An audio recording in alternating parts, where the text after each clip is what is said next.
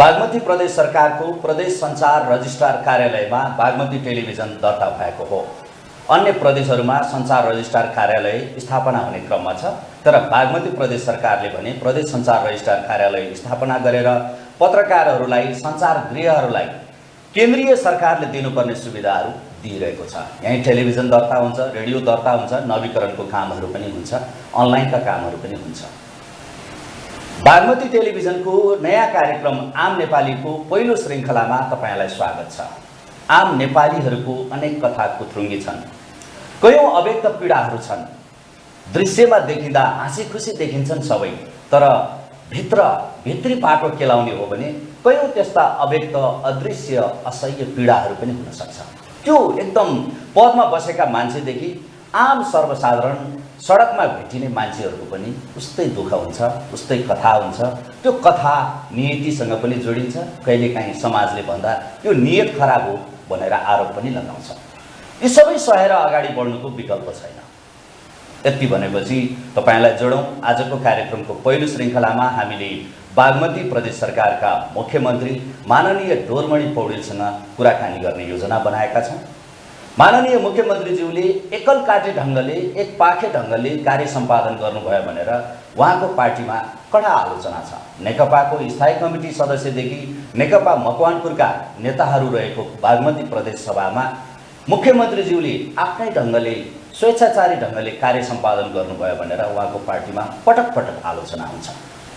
यो वर्ष 51 अर्ब रुपियाँको बजेट ल्याएको बागमती प्रदेश सरकार कस्तो छ त? पार्टीका नेताहरूको असहयोग भएकै हो त? के भन्नुहुन्छ मुख्यमन्त्रीज्यू? माननीय मुख्यमन्त्री डोरमणि पौडेलको निवास हेटौँडामा हामीले यो कार्यक्रम छायाङ्कन गरेका हौँ। आम नेपालीको अबको श्रृङ्खला माननीय मुख्यमन्त्री डोरमणि पौडेलसँगको कुराकानीबाट सुरु हुन्छ।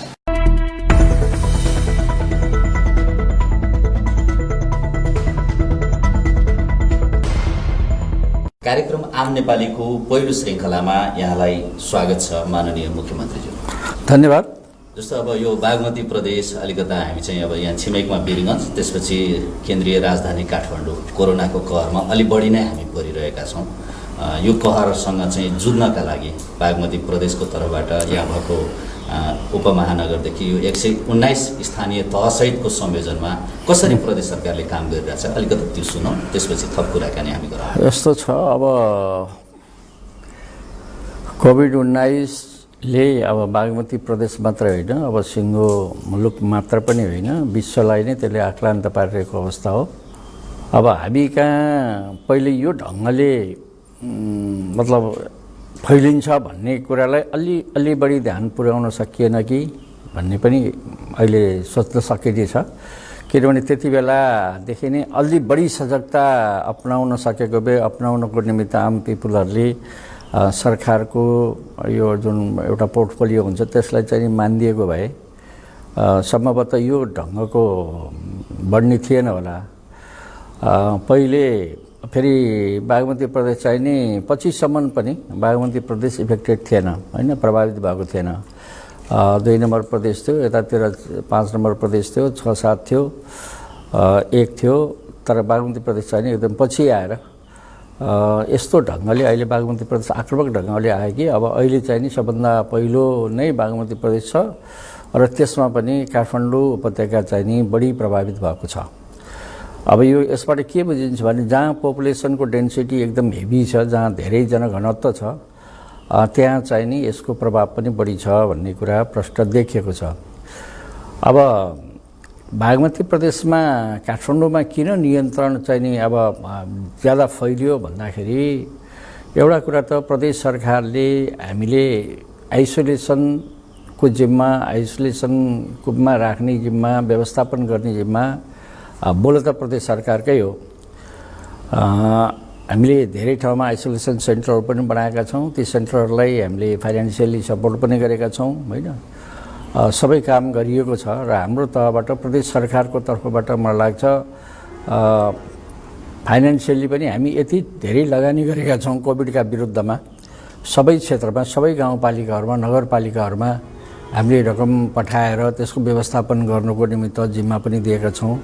विभिन्न ठाउँमा हामीले कमिटीहरू निर्माण पनि गरेका छौँ। त्यो ढङ्गले आइसोलेसन सेन्टरको व्यवस्थापन हामीले गर्दै पनि अब अहिले त यो ढङ्गले फैलियो कि अब त्यो बियोन्ड कन्ट्रोल एक हिसाबले सरकारलाई एउटा च्यालेन्ज चाहिँ दिइसकेको छ, सरकारलाई नै च्यालेन्ज दिइसकेको अवस्था छ। अब यसको फेरि के छ भने अब यसको कुनै विकल्प सरकारले गरेन भन्दाखेरि पनि अब गर्ने के भन्ने पनि जवाब छैन त्यसको, होइन। अब हामीले पहिले सुरुमै बल्ल सुरुवातकै दिनमा हामीले लकडाउन गऱ्यौँ, बल्ल भर्खर प्रवेश गर्दाको अवस्थामा। अब लकडाउनको अवधि धेरै भयो, त्यसले होल चाहिँ इकोनोमिक एक्टिभिटिज बन्द भयो, सारा अर्थतन्त्रमा चाहिँ त्यसले प्रभाव पार्यो, होइन। सारा मान्छेको जनजीवनमा चाहिँ एकदम प्रभाव पार्यो भनेर अब त्यसका विरोधहरू पनि भयो, यथार्थ पनि थियो त्यो। त्यसले गर्दा हामीले अब त्यसलाई अलिकति लुज पनि गर्नु पर्यो, खोल्यौँ। अब ठिक्क त्यो लकडाउन खोल्नु पनि र यो झन् बढी मात्रामा होइन सङ्क्रमितहरूको सङ्ख्या एकदम बढ्दै जाने पनि एकैचोटि भयो। अब कस्तो छ भने एउटा त सरकारलाई अब यो चाहिँ नि संसारव्यापी फैलिएको होइन, विश्वव्यापी रूपमा फैलिएको यो भयो। त्यसले गर्दा यहाँ मात्रै फैलिएको पनि होइन। अब यसलाई नियन्त्रण गर्ने विधि भनेको यसका कुनै अहिलेसम्म अब उपचार छैन, होइन। उपचार भनेकै यसलाई चाहिँ नि उसमा रहनु हो। सरकारले जे कुरा भनेको छ, होइन, त्यसलाई चाहिँ नि सम्मानजनक ढङ्गले मानेर सबै जनता सबै नागरिकहरू बस्यो भने यो सहज ढङ्गले अलिकति जान्थ्यो। तर यसलाई पनि मान्न पनि अलिकति तयारी जनता छैनन्। अब अहिले पनि देखिरहनु भएको छ, अहिले बजारमा टोटल्ली अब जुन मापदण्ड हो त्यो मापदण्डलाई चाहिँ नि लत्याएर लापरवाही ढङ्गले पनि मान्छेको आवत जावत हिँडडुल बसउट सबै कुरा चलिरहेको छ। त्यो अलिकति समस्या छ। जोडेर अलि मुद्दा बनाइयो। अब सरकारले अब के हुन्छ भने यस्तो छ, बन्द गर्नेसम्म बढ्यो र त्यसको प्रत्यक्ष असर चाहिँ कोरोनासँग जोडियो। अब हुन्छ कस्तो रहेछ भने मान्छेको मेन्टालिटी चाहिँ नि अब लकडाउन गऱ्यो भनेदेखि अब सबै कुरा समाप्त गऱ्यो, हाम्रो सबै घाँस बाँस, होइन। अब हिजो एउटातिर रोग छ अर्कोतिर भोग छ, हामीले काम गर्न पाएनौँ, काम गर्ने मान्छेहरू गर्न पाएनन् भन्ने। अब लकडाउन खोल्यौँ अब गर भन्यो भनेदेखि चाहिँ नि अब कोरोनाले आएर सिधै हुल्दियो। अब चाहिँ यस्तो बेलामा चाहिँ झन् बढिरहेको छ, बढिरहेको अवस्थामा लकडाउन चाहिँ नि खोलेर झन् मान्छेलाई चाहिँ नि रोग भित्रायो भन्ने खालका पनि छन्। त्यसैले अब केही पक्ष त अब खालि विरोधका लागि विरोध गर्ने र जे पनि उल्टा कुरा गरिदिने एउटा त छँदैछ त्यो, होइन। तर त्यसले के गर्यो भने अरू पिपुलहरूलाई पनि त्यसले अलिकति भ्रमित बनाउने खालको कामहरू चाहिँ भइरहेको छ। त्यसैले पनि मलाई के लाग्छ भने सरकारको तर्फबाट गर्न सक्ने कामहरू हामीले गरेका छौँ, कुनै कसर बाँकी राखेका पनि छैनौँ। अब योभन्दा बढी व्यवस्थापन गर्ने कुरा अब कसैले भएन भन्छ भने उसले पनि भन्दैन के गरौँ भनेर भन्दैन, होइन। यो गरेन सरकारले गरेन, के चाहिँ नि सरकारले गर्नु पर्यो भन्ने जवाब कसैले छैन। सरकारले जति गर्न सकेको छ त्यो गरिरहेको छ र कसैले यो चाहिँ नि गरेन सरकारले भन्ने ठाउँ पनि छैन। हामी सबै कुरा गरिरहेका छौँ। यति गर्दै पनि यो विषय चाहिँ अलिकति जटिल बन्दै गइरहेको छ। हरेक पटक नेकपाको बैठकहरू छलफलमा बागमती प्रदेशको मुख्यमन्त्री चाहिँ फेरिन्छ भन्ने एउटा चर्चा हुन्छ। यहाँले त्यसको जवाफ दिनु होला। केशव स्थापित जो यहाँको पहिलो मन्त्रीमण्डल विस्तारमा मन्त्री पनि हुनुहुन्थ्यो, पछि बर्खास्तमा पर्नुभयो, उहाँले पटक चाहिँ 2 वर्षपछि म मुख्यमन्त्री हुने भन्ने सम्झौतै थियो भनिरहनु भएको छ। त्यसको कुरा आजसम्म पनि उहाँले त्यही मुद्दा उठाइरहनु भएको छ, यहाँले खण्डन मात्रै गरिरहनु भएको छ। यो तामाङ र नेवारहरूको बाहुल्य भएको प्रदेश हो, यसको नाम बागमती प्रदेश राखियो र मैले तपाईँलाई सोध्न खोजेको चाहिँ के भने तपाईँको मन्त्रीमण्डलमा अहिलेसम्म महिला भएन, अलि समावेशी भएन, जनजातिका नाममा एकजना कृषि मन्त्री हुनुहुन्छ, अलि 10% मन्त्री बन्न सक्ने, सबैलाई समेट्न सक्ने थियो। त्यो काममा अलिकता मुख्यमन्त्रीले चाहिँ चासो दिनु भएन भन्ने छ नि। त्यहाँदेखि यहाँसम्मको 3 वर्षको थोरै सुन्न चाहेको यस्तो छ। अब यो के छ भने कार्यकर्ता भर्ती मात्रै गर्ने, धेरैलाई पोजिसन मात्रै दिनेले मात्रै परिणाम दिँदैन। म के चाहन्छु भने सबै सङ्गठनहरू चुस्त दुरुस्त हुनुपर्छ, परिणाम आउनुपर्छ। परिणाम नआउने काममा मान्छेको भिड जम्मा गरेर धेरै मान्छे हुँदैमा, धेरै सङ्ख्या हुँदैमा, मन्त्री परिषदको सङ्ख्या ठुलो हुँदैमा काम हुने होइन। हिजो शेरबहादुरको पालामा 64 जनासम्म मन्त्रीमण्डल बनेकै हो, त्यति बेला झन् लथालङ्गको अवस्था हो। अब यो विषय चाहिँ के भने पहिलो कुरा त हामी भर्खर नयाँ संरचनामा छौँ, नयाँ अभ्यास हामी सुरु गर्दैछौँ, होइन। हामीले जिरोबाट काम सुरु गर्नुपर्ने अवस्थामा एकैपटक धेरै ठुलो संरचना बनाउन जरुरी छैन। त्यो अर्थमा पनि मैले थप सङ्ख्या चाहिँ थप्नुपर्छ भन्ने अर्थमा म अहिले पनि छैन। फेरि अर्को के छ भने हामीलाई कानुनी र संवैधानिक अडचन त छैन, 1100 बनाउन सक्ने छ होइन। अझ संविधानकै कुरा गर्ने हो भने त 22 जनासम्म बनाउन सक्ने छ हाम्रो होइन। पछि यो अति हुन्छ भनेपछि पार्टीले एउटा कार्यदल गठन गरेर उसले अध्ययन गरेर 10% बनाउने भन्दा पनि हाम्रो प्रदेश सभाको सदस्य सङ्ख्याका आधारमा हामी 11 जनासम्म बनाउन सक्छौँ। अब 11 जना बनाउनलाई पनि अब के छ भने यो 7वटा प्रदेश छ। 7वटा प्रदेशमा कसैले पनि अब धेरैलाई लाग्ला यहाँ सबै ठाउँ छ, यहाँ मात्रै छैन होइन, कहीँ पनि छैन। कहीँ पनि मन्त्रालय फोरेको छैन, मन्त्रालय हामीले फोर्न सक्दैनौँ। अब मन्त्रालय नफोरिसकेपछि मन्त्री थप्ने कुरा पनि आउँदैन। त्यसैले मन्त्रालय थप्नको निम्ति मन्त्री मतलब अहिलेको मन्त्रालय चाहिँ फुटाउनुपर्छ, सबै मन्त्रालय फुटाउनुपर्छ। यो मन्त्रालय फुटाउन हाम्रो मात्रैले हुँदैन, किनभने त्यहाँ सबै मन्त्रालयहरू 7वटै प्रदेशमा मन्त्रालयमा एकरूपता छ। त्यो फुट्ने बित्तिकै एउटा डिभिजन हुन्छ। र अर्को समस्या के छ भने एउटा मन्त्रालय फुटाउनु भनेको त्यहाँ करोडौँ करोड रुपियाँको खर्च चाहिँ थप्नु हो होइन। हुन त हेर्दाखेरि त एउटा मन्त्रीको कुरा आउँछ होला, तर त्यसको सिङ्गो संरचनामा 50-60 जना कर्मचारीदेखि लिएर सचिव, हामीसँग यसै पनि अहिले कर्मचारी छैन। कर्मचारीको यति अभाव छ कि हामीसँग 40%, 45% भन्दा बढी कर्मचारी छैन। 55-60% कर्मचारीको अभावमा अहिले काम गर्नु परिरहेछ। अब मन्त्री परिषद यसलाई फेरि फुटाएर अर्को बनाउने बित्तिकै तपाईँको सचिव चाहियो, जो सचिव सबैभन्दा महत्त्वपूर्ण हुन्छ हरेक मन्त्रालयमा। सचिवको अहिले कहीँ पनि अब सचिव पूर्ति नै गर्न सकिँदैन होइन, कर्मचारी पूर्ति गर्न सक्ने अवस्था छैन भने। अर्को कुरा के छ भने अब पहिले त सुरुमै त्यो धेरै सङ्ख्यामा त्यो भएकै मान्छेले के काम गर्ने भन्ने हामी एउटा अन्यलको अवस्थामा भर्खर नयाँ सृजना भएको चाहिँ नि अर्गनाइजेसनमा अब एकैचोटि धेरै मान्छे बस्नु उचित पनि थिएन। त्यसले पनि त्यो बारेमा सोचिएन। अब एउटा चाहिँ के छ भने समावेशीका कुरा गर्दाखेरि महिलाको हकमा धेरै कुरा अलिकति विकनेस नै भएको छ, त्यो कमजोरी नै छ भन्न सकिन्छ। त्यो मैले बार पटक त्यो विषय पनि भनेको छु कि यो चाहिँ नि महिलाहरूको प्रतिनिधित्व गराउनु पर्ने जरुरी थियो। अब पहिले त्यो सकिएन होइन, पहिले विभिन्न कारणले भएन। सुरुमै भएको भए त्यो भएको भए हुन्थ्यो। सुरुमै नहुँदाखेरि पछि थप्ने बेलामा मैले भनिहालेँ, थप्दाखेरि फेरि हाम्रा केही समस्याहरू आए, मन्त्रालय फोर्न सक्ने अवस्था हामीसँग थिएन। मन्त्रालयमा फोर्दा अर्को थप्न सकिएन। त्यसको निमित्त हामीले भएका कसैलाई हटाएर मात्र राख्नुपर्ने अवस्था थियो। त्यसमा पनि अब मैले प्रष्ट अब धेरै कुरा भन्न सबैले बुझेकै कुरा छ, त्यसमा अलिअलि मिलाउनु पर्ने होइन, सबै पक्षकालाई मिलाएर राख्नुपर्ने अवस्था पनि त्यो छ। त्यसले गर्दाखेरि यो कुरा नभएको महिला समावेश गर्ने कुरामा अब हामी राज्य मन्त्री थप्न सकिन्छ, त्यसलाई कसैले बाधा दिँदैन। राज्य मन्त्री थप्ने कुरामा हाम्रो धेरै ठुलो पनि हुँदैन, एउटै मन्त्रालयले पनि चल्छ। र त्यो ढङ्गले कामको विभाजन गर्ने हो कि भन्ने कुरा चाहिँ नि अहिले सोचिरहेको छु। यो सबै कुरा माथिको अब यो 1 वर्षको बिचमा त तपाईँले भने जस्तै के भयो भने अब रहने नरहने कुरा पनि धेरै भए, चेन्ज हुने कुरा पनि है होइन। अब यो जब म आफै चेन्ज हुने कुरामा उनीहरू माहौल चाहिँ एउटा बनिरहेछ भनेदेखि मैले किन फेरि यो गर्ने अवस्था पनि भयो होला, केही सोचे त्यस्तो पनि लाग्यो होला, त्यसैले त्यतापट्टि लागेन। अब तपाईँले भने जस्तो अब अहिले त्यस्तो स्थिति छैन, स्थिति सबै अब सामान्यीकरण भइसकेको छ होइन। अब चेन्ज हुने कुरा कुनै सम्भावना छैन। मैले अस्ति पनि भनेको थिएँ, कसैलाई मन लाग्यो होइन, अब कसैलाई के हुन मन लाग्यो, कसैलाई मुख्यमन्त्री हुन लाग्यो, कसैलाई राष्ट्रपति हुन मन लाग्यो, प्रधानमन्त्री हुन मन लाग्यो। मन लागेकै आधारमा हुँदैन, त्यसका सिस्टम छन्, पद्धति छन्, प्रक्रिया छन् होइन। अब जुन पद्धतिबाट हामी आयौँ त्यही पद्धतिबाट जानुपर्छ। मन लागेकै भरमा यसलाई हटाउने यो बस्ने भन्ने कुरो हुँदैन। त्यो सपना मात्रै कसैले देखाएको छ भने त्यो निरर्थक। त्यो मैले पहिले पनि भनेको थिएँ, अहिले पनि भन्छु। अब छोडाउने भन्ने कुरो त छोड्नको नै त म आफू तयार हुनु पऱ्यो होइन। अब मैले नै अब छोडिदिएँ भने त कोही आएर हुनसक्छ। अब मैले छोडिनँ भने त्यो छोड्नलाई कसैलाई हटाउने कुरा सजिलो छैन, हटाउन धेरै गाह्रो छ। अब अहिले माथि सबै कुरा सहमति भएर एउटा चाहिने पार्टीले एउटा स्पिडमा एउटा गति अगाडि बढिसकेको हुनाले अब त्यो विषय त यहाँ क्लोज भइसकेको छ। अर्को भनेको अब केशव स्थापितको विषय त धेरै पुरानो भइसक्यो, 6 महिना 7 महिना कति उहाँले गर्नुभयो।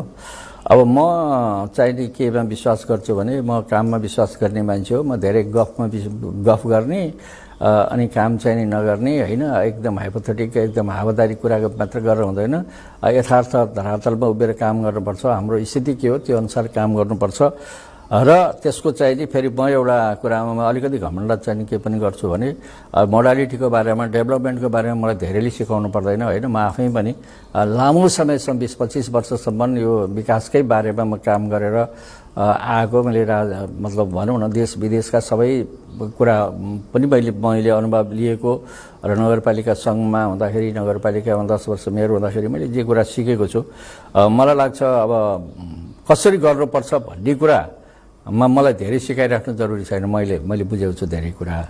अब त्यसलाई चाहिँ नि अब यहाँ अब कतिपय कुरा अब मेरा कुरा म चाहिँ नि अब रिजल्ट चाहिन्छ भन्छु होइन। अनावश्यक पैसा छर्न हुँदैन, नचाहिने ठाउँमा पैसा लगानी गर्न हुँदैन। जहाँबाट परिणाम आउँछ परिणाम आउने ठाउँ मात्र गरौँ। हामी समृद्धिका कुरा गरिरहेका छौँ, समृद्ध नेपाल र सुखी नेपाली भन्छौँ। अनि लिगासी चाहिँ नि हामी माथिबाट जस्ताको तस्तै त्यही कुरालाई चाहिँ नि मात्रै गर्ने, अनि हामी नयाँ कुरा केही पनि दिन नसक्ने, अब आफू परिवर्तन नहुने। अनि कसरी परिवर्तन हुन्छ मेरो प्रश्न मैले सबैलाई त्यही भन्छु। पहिले त हामीले यत्रो आन्दोलन गरेर होइन व्यवस्था परिवर्तन गऱ्यौँ। व्यवस्था परिवर्तन सँगसँगै हामीले आफूलाई परिवर्तन गरेनौँ। हाम्रा ब्युरोक्रेसीको मानसिकता त्यस्तै छ, पोलिटिसियनको मानसिकता त्यस्तै छ। अनि माथि जे गर्दै आयो तल त्यही गर्नुपर्छ भन्ने छ। हिजो जे गर्यो आज पनि त्यही हो भन्ने छ भने त्यसले त चेन्ज त केही पनि दिनु, परिवर्तन त केही नगर्ने भयो। त्यसले गर्दाखेरि परिवर्तन गर्नुपर्छ भन्ने मान्यतामा मैले काम गर्ने हो र म चाहिँ नि सुशासन कायम गर्नुपर्छ होइन। र यो बागमती प्रदेश 7वटा प्रदेश मध्येको सबैले आँखा लगाउने सबैभन्दा इम्पोर्टेन्ट पनि हो, किनभने यहाँ राजधानी समेत जोडिएको छ। सङ्घीय राजधानी समेत जोडिएको प्रदेश भएको हुनाले अब हामी अरू प्रदेशसँग यसलाई तुलनै गर्न सक्दैनौँ। यसको आफ्नै पृष्ठभूमि छ, आफ्नै भूमिका छ र अरू प्रदेशको भन्दा फरक छ र फरक ढङ्गले जानु हरेक हिसाबमा यो अगाडि पनि छ। र यसलाई अगुवाई नै यो प्रदेशहरूको चाहिँ नि यसले अगुवाई गर्नुपर्छ भन्ने कुरा सबैले महसुस पनि गरेको छ, अपेक्षा पनि धेरै गरेका छन्। त्यसैले जनताको अपेक्षा पुरा गर्नुपर्छ भन्ने मेरो भनाइ हो होइन। अब तर समग्रमा के देखियो भने सबैको अझै पनि हाम्रो कल्चर त्यति विकास भइसकेको छैन। नयाँ परिवर्तन गर्ने दिशामा, नयाँ काम गर्ने दिशामा, नयाँ जब कुराहरू आउन थाले त्यसपछि सबैलाई त्यसले चाहिँ चित्त बुझाउन नसक्ने, हामीले उहाँहरूको बुझाउन नसक्ने खालको स्थिति पनि छ। त्यसले गर्दा अलिअलि समस्या मैले चाहे अनुसारको मैले जुन स्पिडमा काम गर्न सक्छु भन्ने थियो त्यो अनुसार चाहिँ अलिकति हुन सकेको छैन होइन। तर पनि मलाई के विश्वास छ भने हामीले जे गरिरहेका छौँ, जे गर्न खोजिरहेका छौँ अब परिणाम देखिन थालिसकेको छ होइन। अब जहाँसुकै अब हिजोसम्म हामीले परिणाम दिन सकेका थिएनौँ, काम गऱ्यौँ हामीले अनसिन रूपमा। अब हामीसँग मैले भने नि जिरोबाट सुरु गर्ने होइन, जिरोबाट सुरु गर्दाखेरि भने बित्तिकै रिजल्ट ठ्याक्कै आउँछ भन्ने होइन, केही समय लियो। अब परिणाम आउन थालेको छ। अब 1-2 वर्षमा एउटा राम्रो परिणाम आउँछ भन्ने कुरा मलाई विश्वास छ। अब यहाँ लामो समय अघि मैले सोध्नेवाला नै थिएँ, तपाईँले नै प्रसङ्ग कोट्याउनु भयो। सुशासन विकेन्द्रीकरणको विषयमा लामो समय नगरपालिका सङ्घको नेतृत्व गरेर यहाँले काम गर्नुभयो। झन्डै 20 वर्ष स्थानीय चाहिँ तह चाहिँ प्रतिनिधिविहीन हुँदा पनि नगरपालिका सङ्घको तर्फबाट काम गर्नुभयो। यहाँसँग जिल्ला विकास समितिका सभापति भएका मन्त्रीहरू पनि हुनुहुन्छ, अनुभवीहरू हुनुहुन्छ। बागमती प्रदेशलाई एउटा सबल समृद्ध बनाउने योजना निर्माणको तहमा चाहिँ केही त्रुटिहरू भयो। यहाँले भन्नुभयो जस्तै जो शून्य तहबाट सुरु गर्नुपर्दा कठिन बन्यो। तपाईँकै सरकारको एकजना मन्त्रीले के भन्नुहुन्थ्यो भने हिजो जिल्ला विकास थियो, इलाका स्तरमा गोष्ठीहरू हुन्थ्यो, गाउँमा के योजना चाहिन्छ त्यहाँबाट योजना छनौट भएर आउँथ्यो। तर अहिले यस्ता योजनाहरू छलफल हुन छाडे, गाउँमा त्यो इलाका गोष्ठीहरू छैन, जिल्ला विकास छैन। नेता सांसद वडा अध्यक्षको पहुँचमा चाहिँ प्रदेश सरकारले बजेट निर्माण गरिरहन्छ। कहिलेकाहीँ यस्तो ठाउँमा बजेट परेछ कि खोलाइ नभए ठाउँमा पनि पुलको लागि बजेट विनियोजन भएको छ भनेर स्वयं मन्त्रीहरूले भनिरहनु भएको छ। यसलाई कसरी समीक्षा गर्ने, हामीले कसरी सुधार्ने? अब त्यस्तो हुन पनि सक्छ, तर मैले चाहिँ सुनेको छैन होइन। अब समस्या चाहिँ के छ भने पहिलो कुरो हामी स्थानीय तहका जनप्रतिनिधि साथीहरूले पनि आफूलाई बुझ्न सक्नु भएन। हिजोको गाउँपालिका, गाउँ विकास समिति नगरपालिका होइन होइन, आज सरकार हो। सरकार भन्ने कुरालाई संविधानले व्यवस्था गरेको छ। 3 तहका सरकार मध्येको एउटा सरकार स्थानीय तह हो। अब त्यो सरकार भइसकेपछि हिजोकै लिग्यासी मतलब हिजोकै अनुभूति, हिजोको जस्तै म चाहिँ एउटा गाविसको अध्यक्ष हुँ भन्ने फिलिङ्स भइसकेपछि यो काम गर्न गाह्रो भयो। उहाँले अहिले तपाईँले भन्नुभयो नि अहिले त छलफल गर्ने विषय सबै कुरा त सबै अधिकार त गाउँपालिकालाई नै छ नि त। अहिले आज हिजो जिल्ला विकास समितिले नेतृत्व गर्थ्यो होइन, गाविस थियो, गाविसको हैसियत कमजोर थियो।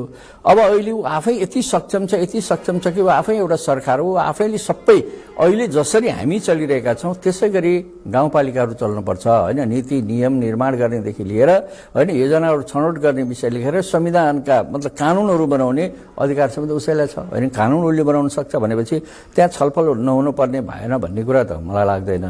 अब यहाँ एउटा समस्या चाहिँ के छ भने अलिकति समस्या एउटा कुरा त भर्खर 2-2.5 वर्ष भएको छ, हामी अलिकति यसलाई संस्थागत आकार पनि लिइसकेका छन् भन्दा हुन्छ नि। संस्थागत भइ पनि सकेका छन्, केही कन्फ्युजनहरू पनि छन् काम गर्ने कुरामा, कसले गर्ने कसरी गर्ने। अब के बुझ्दैन मान्छेले भने तीन तहका सरकारको कामलाई चाहिँ विभाजन गरिदिएको छ, यसले यो काम गर्ने यसले यो काम गर्ने। तर मान्छे के बुझ्दैनन् भने सबै काम गरिदिनु पर्छ होइन। सबै काम स्थानीय तहले गर्ने काम के हो, प्रदेश सरकारले गर्ने काम के हो, केन्द्र सरकारले गर्ने काम के हो भन्ने कुरा आइडेन्टिफाई भइसकेपछि त आफ्नो तहमा काम गर्यो भने कुनै समस्या हुँदैन होइन। तर के भने अब सानोभन्दा सानो कुरा जो गाउँ विकास समिति गाउँपालिकाको चाहिँ एउटा वडा अध्यक्षले गर्ने कुरा पनि यहाँ कहाँ आइपुग्ने, प्रदेश सरकारमा आउने, केन्द्रीय सरकारमा जाने होइन। अब यस्ता कुराले आफ्नो अधिकारको पहिचान आफ्नो मेरो अधिकार के हो भन्ने कुरालाई छुट्याउन नसकेर त्यो ढङ्गले पनि गइरहेको छ र कामको डिभिजन भइसकेको कुरालाई उहाँले चाहिँ नि त्यसलाई अलि हाम्रो अधिकार के हो, अधिकार क्षेत्र के हो, काम कति हो, कर्तव्य के हो भन्ने कुरालाई अलिकति अध्ययन नगरिकन यी सबै कुरा भएका छन्। अब यो योजना छनौटको कुरामा चाहिँ अलिकति समस्या के छ भने योजना छनौट गर्दाखेरि अझै पनि हामीले व्यवस्थित ढङ्गले योजना छनौट गर्न सकिरहेका छैनौँ। त्यो के भइरहेछ भने हाम्रो प्रदेशमा 66 निर्वाचन क्षेत्रहरू छन् होइन। 66 निर्वाचन क्षेत्रका 66वटा प्रदेशसभाका सदस्यहरू लगायत अरू समानुपाती गरेर 110 जनाको हाम्रो सङ्ख्या छ टोटलमा। अब त्यहाँ 119वटा गाउँपालिका नगरपालिकाहरू छन्, हाम्रो स्थानीय तहहरू 119वटा छन्। 119वटा स्थानीय तहहरूलाई एउटा के छ भने व्यवस्थै कानुनी व्यवस्था नै छ। 4 किसिमका अनुदान हामीले सबै गाउँपालिका नगरपालिकालाई पठाउनुपर्छ। 4 किसिमका अनुदान उहाँले मागे पनि नमागे पनि पाउने राइट्सभित्र पर्छ त्यो अनुदानहरू। त्यसका अतिरिक्त त्यो अनुदान भनेको त्यो अनुदानले गर्ने काम त एउटा पाटो भइहाल्यो होइन। अनुदान दिएपछि चाहिँ उहाँले त्यो कति सशर्त अनुदान हुन्छन्, कहिले निशर्त अनुदान हुन्छन्, कहिले समपूरक अनुदान हुन्छ, बराबर लगानीमा उहाँले तोकेका योजना पनि दिने हुन्छ। यो काम गर्नुहोस्, यो योजना तपाईँलाई भनेर हामीले दिएको सशर्त योजना पनि हुन्छ होइन। अब यस्ता खालका 4वटा चाहिँ अनुदानहरू हुन्छन्। त्यो 4वटा अनुदानका बारेमा सबै उहाँहरूको सेलेक्सन हो होइन। अब समपूरक अनुदान भनेको उहाँले 2 करोड रुपियाँको एउटा प्रोजेक्ट ल्याउनु, हामीले 2 करोड रुपियाँ थपिदिने, त्यो प्रोजेक्ट छुट्याउने आइडेन्टिफाई गर्ने उहाँले नै हो। अब त्यो उहाँले गर्दाखेरि चाहिँ उहाँका वडा अध्यक्ष वडा सदस्य होइन लाई राखेर छलफल गरेर कुन चाहिँ योजनालाई प्राथमिकता दिने भनेर छुट्याउने कुरा उहाँहरूको हामीले भन्न सक्दैनौँ, त्यो हाम्रो कुरा होइन। त्यो त्यसरी गर्ने हो। अब त्यसका अतिरिक्त हुने जुन योजनाहरू हुन्छन् त्यो अतिरिक्त योजना चाहिँ नि अब कसले माग्ने त भन्ने प्रश्न छ त्यहाँ होइन। अब त्यो गाउँपालिका नगरपालिकाले मागेका योजनाहरू दिने वा प्रदेश सांसदहरूले मागेका योजनाहरू दिने, प्रदेशका मन्त्रीहरू लगायतका सबै भनौँ न अब विभिन्न मान्छेहरू हुन्छन्, कसको मतलब आधिकारिक चाहिँ कसलाई दिने भन्दाखेरि अब 2टा मोडल हामीले बनायौँ होइन। अब त्यो 2टा मोडललाई के भने एउटा स्थानीय तहहरूले आवश्यकता अनुसार उहाँले चाहिँ माग गर्नुहुन्छ होइन। माग गरेकोमा अब हामी कति % सक्छौँ, अब कति सक्छौँ त्यसको केही योजनाहरू दिने। अर्को चाहिँ नि प्रदेशका माननीय सांसदहरूले मागेका योजनाहरूलाई दिने। अब त्यो पनि सबै होइन होइन, त्यो दुईटैतिरबाट आउँछ। त्यो योजनाको डिमान्ड चाहिँ 2 ठाउँबाट आउँछ, त्यो दुवै ठाउँलाई मिलाएर दिने गरिएको छ।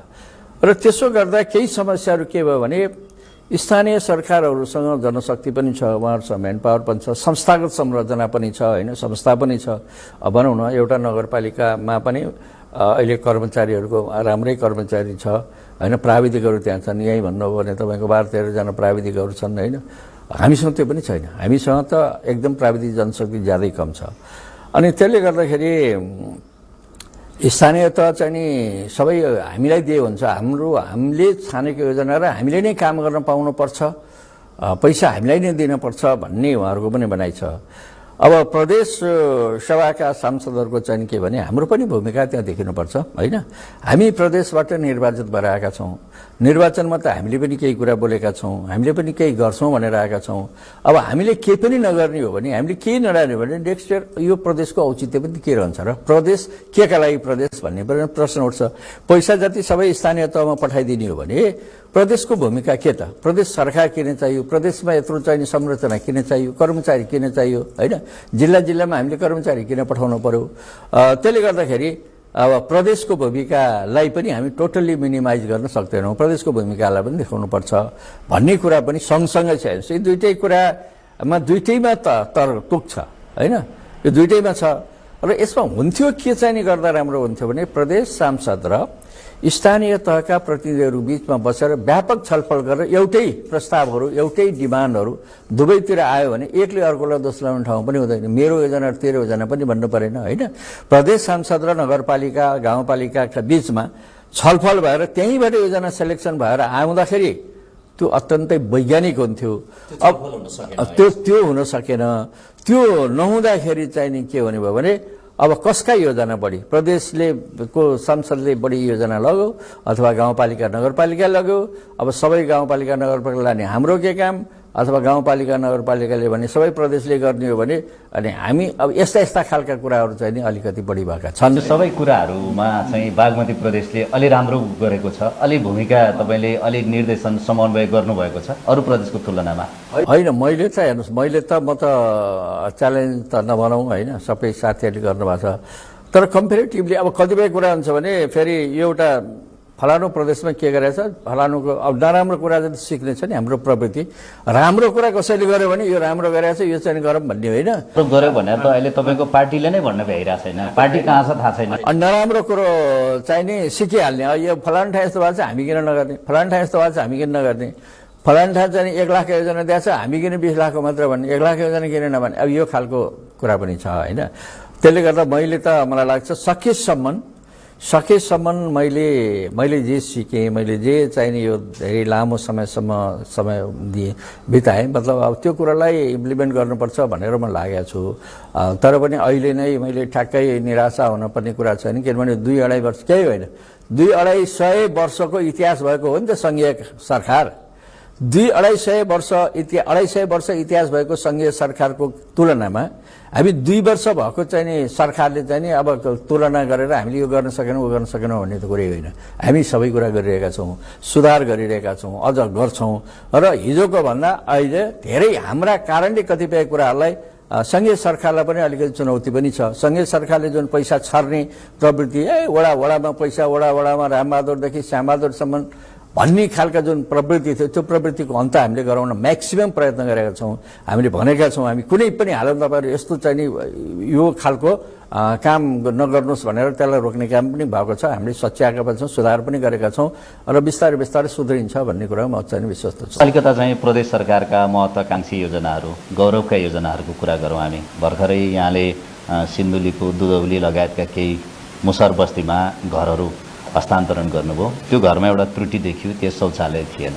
मैले हिजो म भोलि बागमती प्रदेशको मुख्यमन्त्रीसँग अन्तर्वार्ता गर्दैछु भनेपछि केही प्रश्नहरू मलाई फेसबुकमा पनि लेखेका थिए। त्योमध्ये मकवानपुर, चितवन र धादिङमा चाहिँ झन्डै चेपाङहरूलाई यो जनता आवास कार्यक्रमकै 1500 घरहरू बनाउने कुराहरू रहेछ, अरू तटबन्धको कुराहरू रहेछ। यो पनि प्रदेश सरकारलाई एकचोटि सोधिदिनुहोस् भन्ने थियो। यो सुरुङ मार्गको कुरा पनि मैले यसमा जोडेँ। हामीले झन्डै 2/3 अन्तर्वार्ताको 2/3 समय कटाइसकेका छौँ। अब हामी थोरै कुराकानी गर्नेछौँ। जस्तो म काठमाडौँमै थिएँ, यहाँ मुख्यमन्त्री हुनुहुँदाखेरि सुरुङ मार्ग यसै वर्ष भनेर यहाँले भन्नुभएको थियो, त्यो समाचारहरू अहिले पनि भेटिन्छ। अहिले भर्खरै म हेटौँडा आएँ, यहाँ प्रदेश प्रमुखले नीति तथा कार्यक्रम असारमा प्रस्तुत गरिरहँदा पनि म त्यही बागमती टेलिभिजनमै हेरिरहेको थिएँ कि नीति तथा कार्यक्रममा अझै सुरुङ मार्ग बन्न समय लाग्छ भन्ने भयो। यो पनि जोडेर भनिदिनुहोस् कि हिजो सुरुङ मार्ग बनाउँछु भनेर जनतासँग आइएमई गरेर पैसा हाल्दै 1 लाख हालेपछि अर्को वर्ष 1.5 लाख भन्नेहरू पनि हेटौँडामै छन्, वरिपरि छन्। अलिअलि मुख्यमन्त्रीज्यूको छेउछाउमा पनि देखिन्छन् तिनीहरू बेला बेलामा। यी सबै प्रसङ्गसहित बागमती प्रदेशका गौरवका आयोजनाहरू जो यहाँले 2.5 वर्षमा सपना देख्नु भएको थियो, अब पुरा कहिले हुन्छ, के छन्, यी सबै कुराहरू छोटोमा बताइदिनु पर्यो। यस्तो अब सुरुङ मार्गबाटै सुरु गरौँ होइन। सुरुङ मार्ग यो नेपाली जनताले खास गरेर मकवानपुरे जनताले भन्नुपर्छ अन्त त्यति चासो राखिदिएको भए त सुरुङ मार्ग पहिले नै भन्थ्यो होला। राष्ट्रको ध्यान यसले तान्न सकेन, तर मकवानपुरे जनताले धेरै अगाडिदेखि यसको प्रयत्न गरे हो, धेरै अगाडिदेखि। मलाई लाग्छ यो म मेयर हुँदाखेरि नै यो प्रसङ्ग उठेर यहाँ सरोकार समितिहरू बनाएर यसको डेलिगेसन जाने, पहिले नै इटालीले उसको एउटा चाहिँ स्टडी गरेको रहेछ, त्यसको रिपोर्टहरू खोज्ने ल्याउने होइन। यी सबै काम हामीले आजभन्दा 25-30 वर्ष लाग्छ मलाई त्यति बेला अगाडिदेखि सुरु गरेको कामहरू हो। अब त्यति बेला हामीले राष्ट्रको ध्यान तान्न सकेनौँ, किनभने अब यसमा के थियो म भन्न सक्दिनँ। यसको राष्ट्रिय महत्त्वलाई चाहिँ बुझाउन सकेनौँ भन्नुपर्छ। मान्छेले कसरी बुझ्यो भने सुरुङ केवल सडक छुट्याउने मात्रै विधि हो, अथवा यिनीहरूको चाहिँ मकवानपुरेहरूको बढी इन्ट्रेस्ट यसमा छ भन्ने मात्रै मान्छेले बुझे। र हामीले सुरुदेखि नै के भनेका छौँ भने यो सुरुङ मार्ग केवल मान्छे आवत जावत गर्ने मात्रै विषय होइन, यसले राष्ट्रिय अर्थतन्त्रमा पार्ने प्रभाव होइन क्या बारेमा पहिले स्टडी गर्नु जरुरी छ, अध्ययन गर्नु पर्छ। यसले राष्ट्रिय अर्थतन्त्रमा कति प्रभाव पार्छ भन्ने कुरा विश्लेषण नगरिकन यो मकवानपुरेको इन्ट्रेस्टमा मकवानपुरको लागि सुरुङ बनाइदिने होइन होइन। र यो म अहिले पनि भन्छु, मैले सधैँ भन्छु, हिजोदेखि मैले भन्दै आएको कुरा के भने अहिले हामी 228 किलोमिटर बाटो हिँडिरहेका छौँ। हाम्रो चाहिने ढुवानी गर्ने गाडीहरू 228 किलोमिटर नारायणघाट मुगलिन हुँदै काठमाडौँ पुग्छ। हामीले यो सुरुङ मार्ग बनाइसकेपछि त्यो बाटो अधिकतम 65 किलोमिटरमा आउँछ, अधिकतम 65 किलोमिटरमा आउँछ। अब 228 किलोमिटरको बाटोलाई 65 किलोमिटरको दूरीमा ल्याउँदाखेरि त्यसबाट हुने बेनिफिटहरू कति हुन्, कति फाइदा होला, त्यसको फ्युलको कन्जम्सनमा कति होला, टाइमले कति होला। जब त्यहाँ 8 घन्टा 10 घन्टा लगाएर जाने बाटो हामी 2 घन्टामा जान्छौँ, त्यहाँ 200-150 लिटर चाहिँ फ्युल खर्च हुने ठाउँमा हामी 20 लिटरमा पुग्छौँ भनेपछि अहिलेको मूल्यमा अहिलेको पेट्रोल डिजेलको भाउ र अहिलेको गाडीको जुन चाहिँ भोल्युम छ त्यति मात्रै हेर्ने हो भने हाम्रो 2 वर्षमा त्यहाँ लगानी गरेको पैसा सबै निक्लिन्छ। यसले आयातलाई प्रतिस्थापन गर्छ होइन, जुन डिजेल पेट्रोलको चाहिँ जुन आयात हुन्छ त्यसलाई प्रतिस्थापन गर्छ। र त्यो अहिलेको गाडीले खर्च गर्ने फ्युलको जुन कन्जम्सन छ होइन, त्यो हिसाब गर्यो भने चाहिँ नि तपाईँको एउटा गाडीले 10,000 रुपियाँ बचाउँदछ। एउटा गाडीको आजको भाउमा एउटा गाडीले 10,000 रुपियाँको बचत हुन्छ। समय 10 घन्टा लाग्ने ठाउँमा 2 घन्टा लाग्छ भनेपछि यी सबै कुराको क्यालकुलेसन गर्यो भने यो सुरुङ मार्ग सित्तै बन्छ होइन। अब यति सम्भावना यसले ल्याउने एउटा ड्रास्टिक रूपमा परिवर्तन ल्याउने कुरा, अर्थतन्त्रमा ल्याउने प्रभाव होइन, र त्यो कुरो बुझ्न जरुरी छ होइन। त्यो नबुझ्दाखेरि अहिलेसम्म सुरुङ मार्गले खास स्थान पाएन। अब अहिले प्रदेश सरकार बनिसकेपछि हाम्रो त पहिलो सपना थियो सुरुङ मार्ग बनाउने नै हो। भयो के भने सुरुङ मार्ग अब हिजो पनि भने हो, पहिले भने 2 वर्ष अगाडिदेखि भनेको, तर यो जटिलता यति ठुलो जटिल हाम्रो अहिलेसम्मको पनि सिस्टम, हाम्रा कानुनहरू, हाम्रा चाहिँ खरिद ऐनहरू, र अब यो त अलिक ठुलो प्रोजेक्ट भयो होइन। यो ठुलो प्रोजेक्ट भएको हुनाले हामीले भन्ने बित्तिकै तुरुन्तै टेन्डर निकाल्ने यी सबै कुरा गर्ने कुरालाई सहज थिएन। र अब त्यसको डकुमेन्ट तयार गर्न मात्रै पनि हामीलाई 1.5 वर्ष लाग्यो होइन। त्यसको डकुमेन्ट तयार गर्नुको निमित्त, डिपिआर तयार गर्नुको निमित्त पनि हामीलाई झन्डै 1.5 वर्ष लाग्दो रहेछ। तर हामी एउटा चरण अब हामीले बनाउने कुरो त अब सुनिश्चित भइसक्यो, किनभने हामीले नै निकालि नै सकौँ। प्रस्ताव पनि 12 जनाको प्रस्ताव परेको छ, 12वटा कम्पनीको, अन्तर्राष्ट्रिय कम्पनीहरू 12वटाले प्रस्ताव हालेका छन्। त्यो प्रस्ताव भनेको तपाईँको के भन्छ त्यसलाई चाहिँ नि सुरुङ बनाउने प्रस्ताव होइन, सुरुङ बनाउन कन्सल्टिङ के भन्छ होइन, त्यसको चाहिँ नि प्रस्ताव हो। त्यो प्रस्ताव आएको छ। अब त्यसमा पनि मान्छेका विभिन्न विचारहरू, विभिन्न धारणाहरू, अब जब बन्ने नै भइसकेपछि अब यसलाई बनाउन दिन हुँदैन भन्नेमा पनि अब मान्छेहरू हिँड्न थालिसकेका छन् होइन। हिजो नबन्दाखेरि बनाउन सकेन भने, हिजो नबनाउँदाखेरि ल यो सबै कुरा छोडेर पनि सुरुङ मार्ग बनाउने भने होइन। अब त साँच्चै बन्ने भयो भनेपछि त फेरि क्रेडिट त यसले लिने भयो, बर्बाद हुने हो भने अब सुरुङ मार्गको विरुद्ध पनि त्यतिकै हुन थालेको छ। मेरै पार्टीका नेताहरू पनि नबने, जिम्मेवार नेताहरू नै अब बन्नु पर्दैन यो सुरुङ मार्ग, औचित्य छैन भन्नेमा पनि पुग्नु भएको छ धेरैहरू होइन। अब मैले चाहिँ नि के छ भने हाम्रो प्रदेशको सबैभन्दा महत्त्वपूर्ण र गौरवको योजना भएर 4-5वटालाई हामीले आइडेन्टिफाई गरेका छौँ सुरुको दिनदेखि। एउटा सुरुङ मार्गै हो होइन। अर्को हामीले पहिलो वर्ष नै के गर्यौँ भने यो इलेक्ट्रिक बस सार्वजनिक यातायातलाई चाहिँ नि प्रमोट गरेर अबका 10 वर्षमा हामीले यो विद्युतीय बसलाई चाहिँ नि मात्रै अगाडि बढाउने र यो पेट्रोलियम पदार्थ होइन डिजेल पेट्रोलको गाडीहरूलाई चाहिँ हटाउने भनेर सुरुका मितिमै हामीले त्यो चाहिँ नि बनायौँ। सुरुकै नीति कार्यक्रममा हामीले त्यो लिएर आयौँ। अब त्यो बस किन्नलाई पनि यति ठुलो समस्या, त्यसका पनि अब बस किन्ने अब कस्तो रहेछ भने विद्युतीय बस चलाउने हामीसँग कुनै कानुन छैन भन्ने होइन। विद्युतीय बस सञ्चालन गर्ने कानुन छैन। विद्युतीय बस सञ्चालन गर्नलाई त्यसको चाहिँ अब त्यो जुन चार्जिङ स्टेसन हुन्छ त्यो चार्जिङ स्टेसन का बारेमा छैन, त्यसका रेटका बारेमा यी सबै कुरा गर्दा गर्दै हाम्रो 1-1.5 वर्ष चाहिँ त्यसैले खाइदियो। अब हामी बस चलाउने टुङ्गोमा पुग्यौँ होइन। अहिले हामीले कानुन बनायौँ, सबै कुरा गऱ्यौँ। अब बस किन्ने अन्तिम चरणमा अहिले बसको चाहिँ टेन्डर गरिसक्यौँ। बसको टेन्डर होइन, बसका रेट हामीले मागिरहेका छौँ होइन। त्यो रेटहरू आइसके, अहिले फाइनल त्यसको पनि भइसकेको छ। अब त्यसका पनि अब बिस्तार त्यो पनि को पनि विरुद्धमा अब चाहिँ विरुद्धमा स्वरहरू आवाजहरू उठ्न थालेका छन् होइन। अब त्यहाँ किन त्यो आवाज थालेछ भने त्यसले धेरै मान्छेको चाहिँ नि मुख बुझो लाग्ने अथवा धेरैको एउटा आम्दानीको स्रोत चाहिँ नि घट्ने।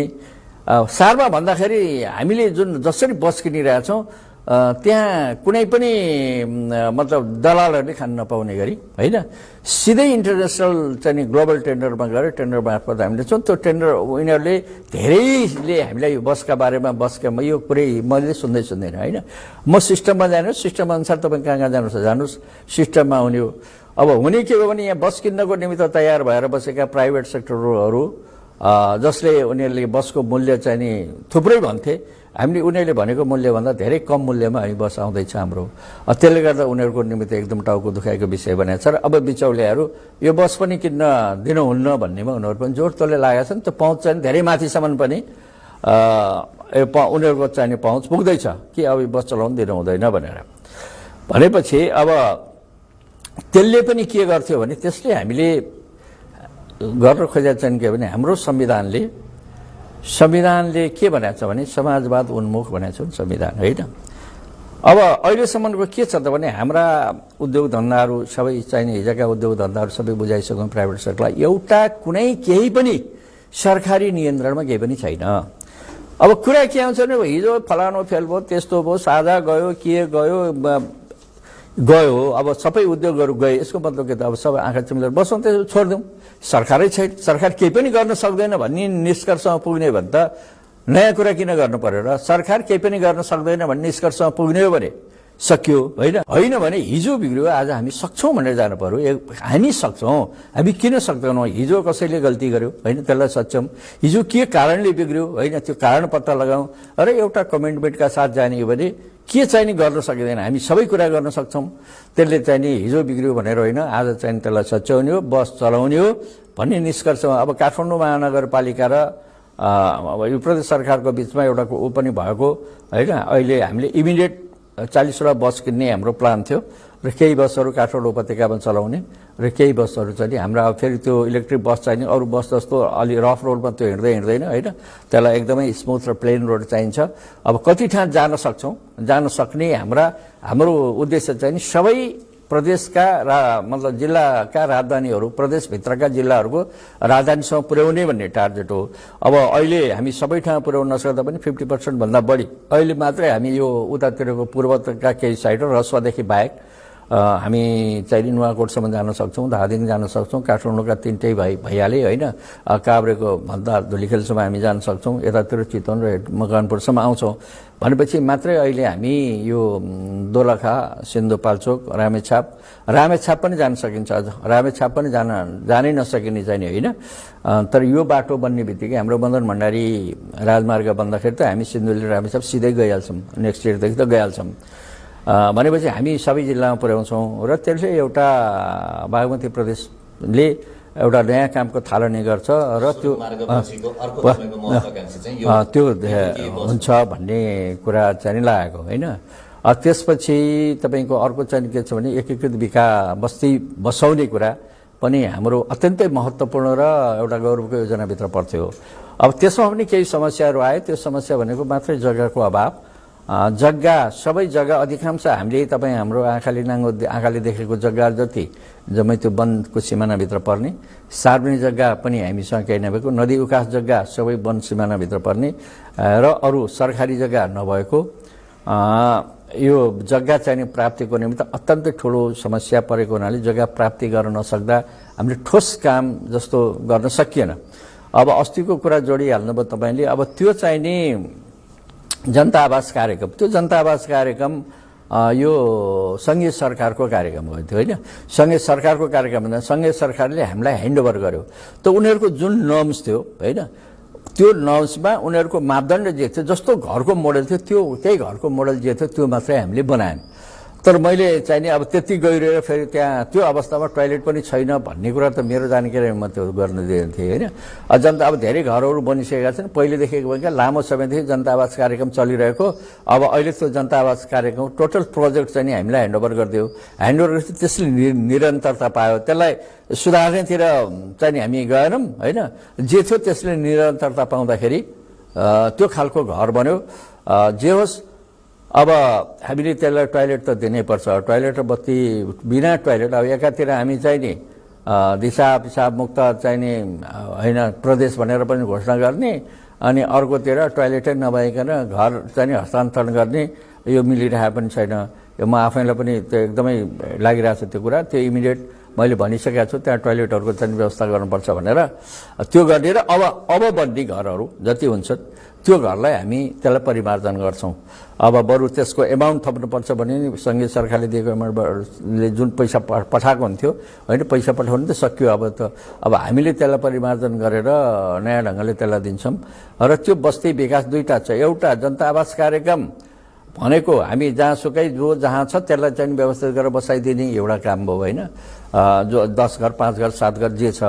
एउटा एकीकृत बस्ती विकास भने चाहिँ नि के भने त्यसलाई सबै डाँडा पाखामा जोखिमयुक्त ठाउँमा, नदी किनारामा, खोलामा, जङ्गलमा बसेका बस्तीहरू जुन छन् त्यो बस्तीलाई लिएर आएर व्यवस्थित र एकदम आधुनिक किसिमको बस्ती बसाउने र त्योभित्र सबै किसिमका सेवा र सुविधा उपलब्ध गराउने, होइन? न्यूनतम रिक्वायरमेन्ट मतलब एउटा मान्छेलाई बाँच्नको निमित्त चाहिने आधारभूत कुराहरू त्यहीँ सृजना गर्ने र त्यहीँ मान्छे त्यहीँ चाहिने रोजगारी सृजना गर्ने, त्यहीँ शिक्षा स्वास्थ्य त्यहीँ हुने, यी सबै कुराको एउटा मोडलको रूपमा डेभलप गर्ने र प्रत्येक जिल्लामा एउटा मोडल बनाउने भन्ने थियो।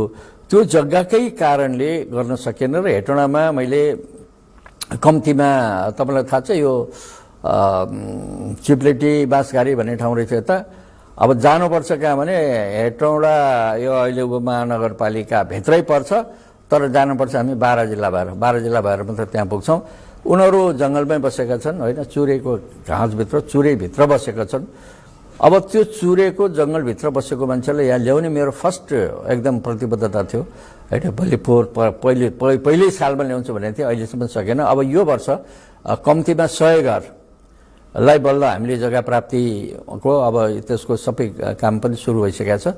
त्यसरी सुरु भइहाल्छ। र त्यति मात्र मेरो टार्गेट हो। मैले कम्तीमा पनि 400-500 को एक ठाउँमा 400-500लाई व्यवस्थापन गर्ने भन्ने थियो। त्यो चाहिँ मैले अहिलेसम्म गर्न सकेको छैन। अझै मलाई लाग्छ मेरो कार्यकालभरि 2-4 प्रोजेक्ट त्यो गरेरै छोड्ने हो, होइन?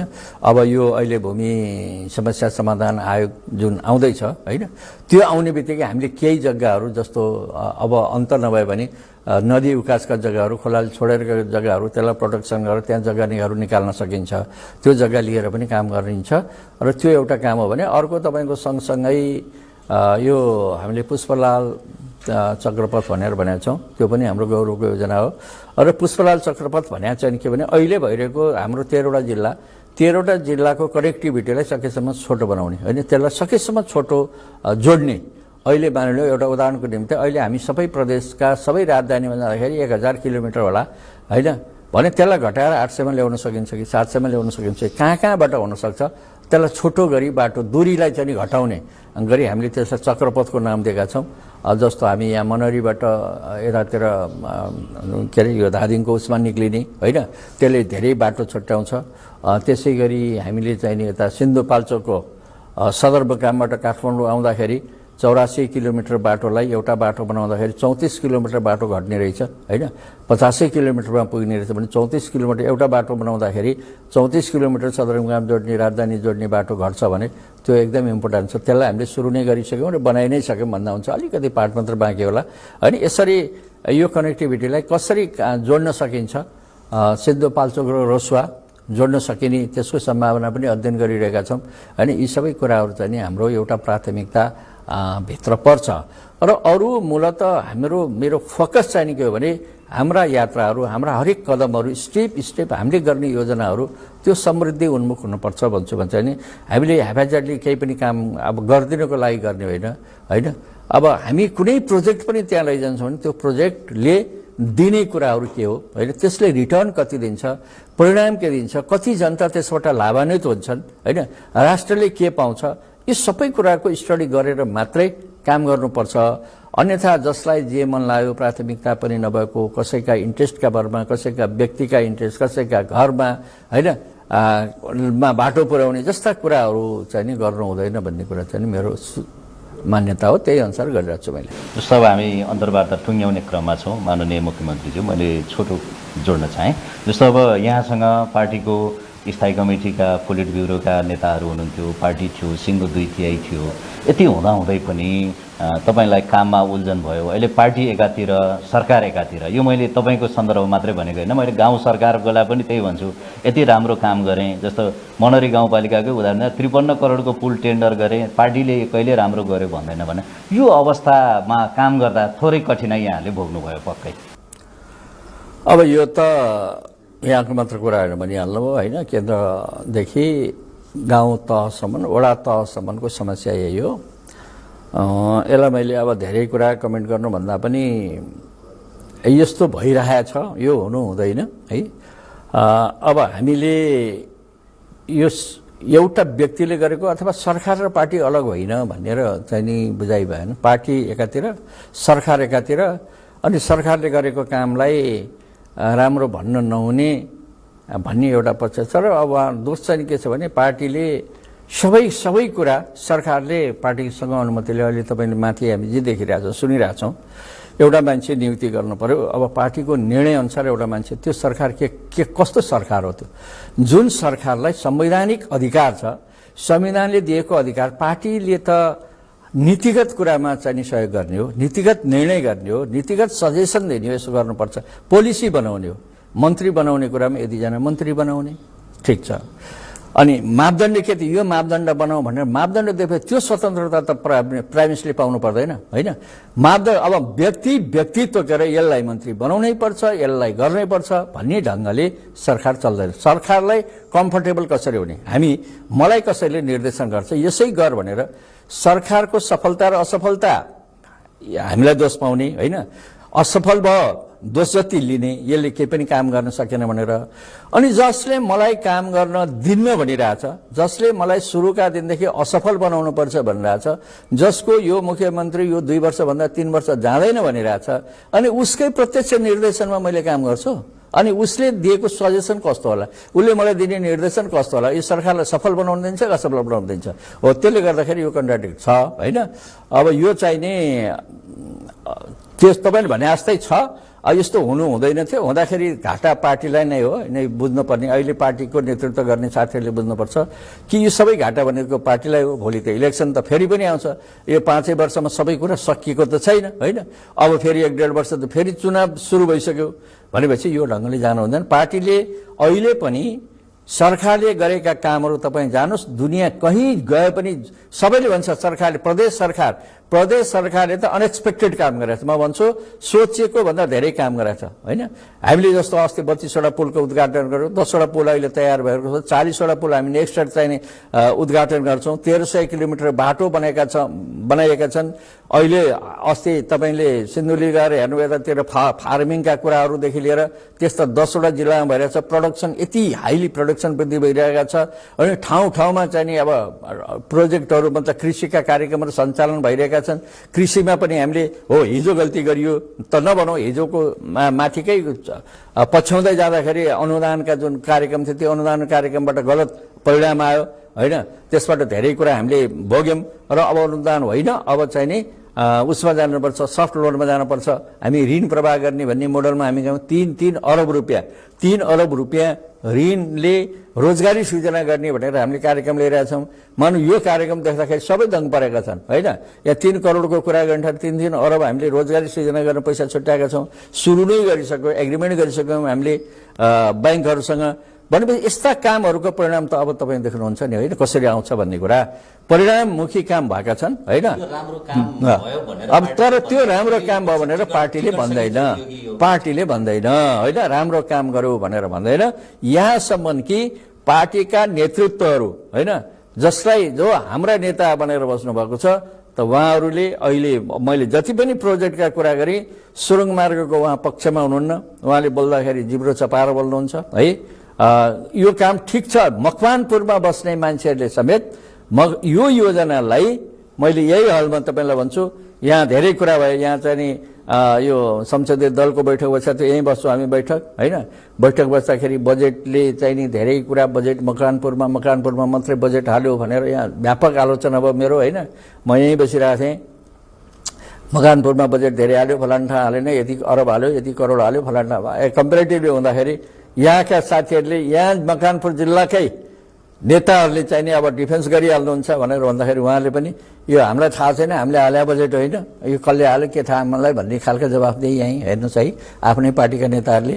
भनेपछि अब यो छ, अब उहाँले कसरी बुझ्नु भएको थाहा छैन। तर उहाँले जे गरे पनि म आफू दुईवटा कुरामा किन डराउँदिनँ भने मैले गल्ती काम गर्दिनँ।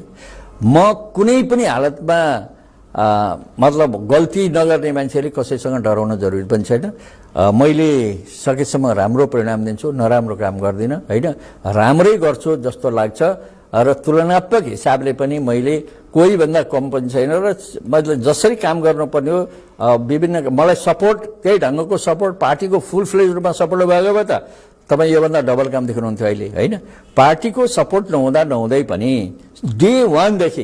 डे वानदेखि नै होइन, सुरुका दिनदेखि मलाई चाहिँ असहयोग भइरहेको अवस्थामा पनि मैले जे गरिरहेको छु आइएम फुल्ली सेटिस्फाइड। म यसमा चाहिँ कुनै कमजोर मैले गरेँ अथवा मलाई छैन भन्ने चाहिँ छैन।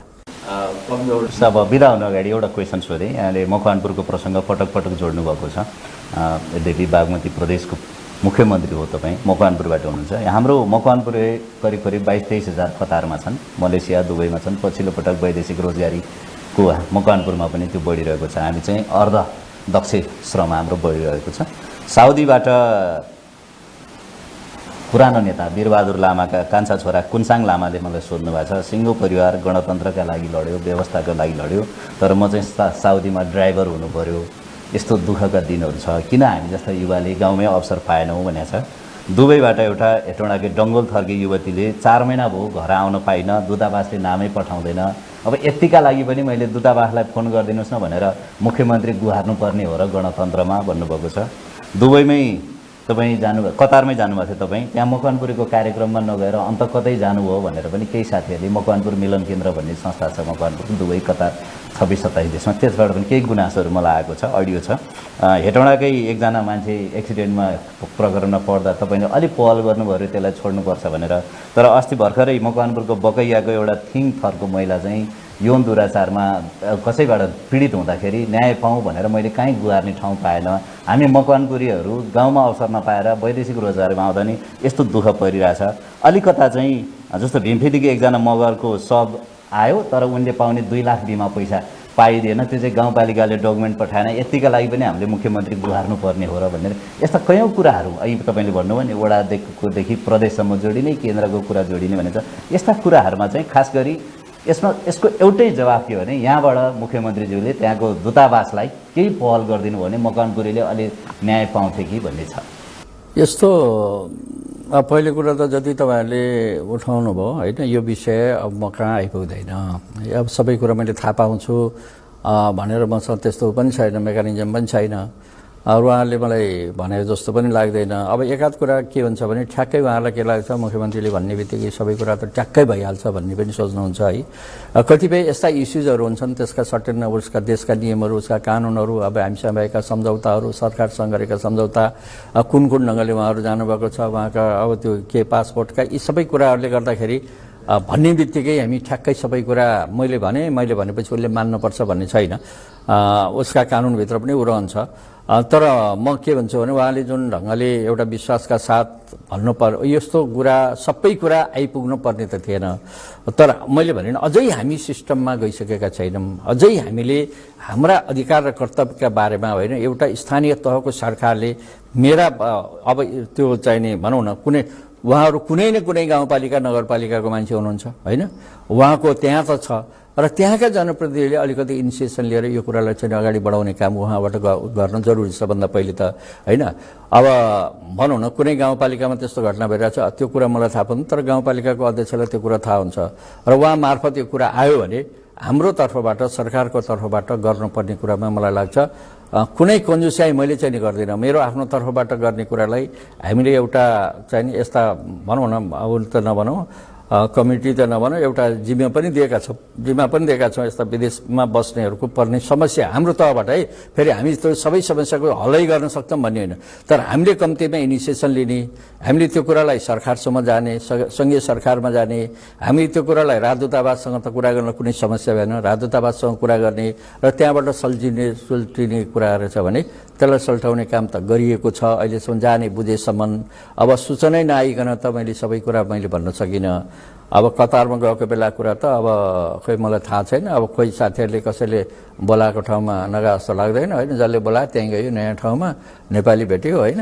अब यताउता पनि त्यस्तो भएन। अब औपचारिक फेरि के हुन्छ भने औपचारिक कार्यक्रममा जाँदाखेरि चाहिँ नि अब हिजो अस्ति पहिले यो मुख्यमन्त्री नहुँदाखेरि जाँदाखेरि आफ्नो ढङ्गले गइन्थ्यो होइन, त्यहाँको औपचारिकता पनि अलिक फरक हुन्थ्यो प्राइभेट सेक्टरका अब यो त फुल्ली सरकारी उसमा गइन्छ। अब उनीहरूकै नियन्त्रणमा हिँडिन्छ है, उनीहरूकै त अघि पछि लाग्छन्, उनीहरूकै टाइम टेबल अनुसार हिँड्नु पर्ने भएनाले कतिपय चाहेर पनि भेट्न नसक्ने कार्यक्रम पनि हुँदो रहेछ। त्यसलाई भोलिका दिनमा के गर्न सकिन्छ र म उहाँहरू सबैलाई बाहिर बसेर जसले यो विषयमा मतलब प्रश्नहरू राख्नुभएको छ, समस्याहरू राख्नुभएको छ, उहाँहरूको समस्यालाई सरकारको तर्फबाट अथवा यो बागमती प्रदेश सरकारको तर्फबाट गर्न सकिने कुरा इन्डिभिजुअल मैले गर्न सक्ने कुरालाई मैले गर्छु भनेर विश्वास दिलाउँछु। समय दिनुभयो बागमती टेलिभिजन र शक्ति एफएमको तर्फबाट तपाईँलाई धेरै धेरै धन्यवाद। ल धन्यवाद तपाईँलाई। आम नेपाली कार्यक्रमको सुरुवात नै यहाँबाट गर्नुभएको छ र तपाईँको यो कार्यक्रमको पूर्ण सफलताको कामना गर्छु। धन्यवाद।